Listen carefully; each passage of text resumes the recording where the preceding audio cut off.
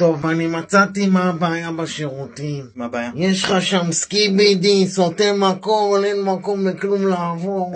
רגע, מה יש לי? סקיבידי, הראש יוצא מהזה. מה? ראש מה? אל תדאג, יש לי פומפה מאוהיו, אני שולף את הסקיבידי החוצה, יהיה לך כמו חדש. למה דווקא מאוהיו הפומפה? סקיבידי טוילט שרואה פומפה מאוהיו, קולט שיש לי ריז, אז הוא מכבה, אתה מבין? לא. אבל אתה צריך לדאוג שהוא לא יחזור, כן? מי יחזור? אני לא הבנתי עדיין. אם הסקיבידי יבין שאתה סיגמה, הוא לא ירצה להתעסק איתך. שאני סיגמה? תעשה קצת מיואיג, זה יעזור לך.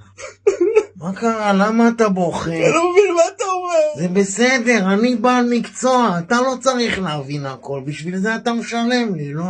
כן. אתה רגוע עכשיו?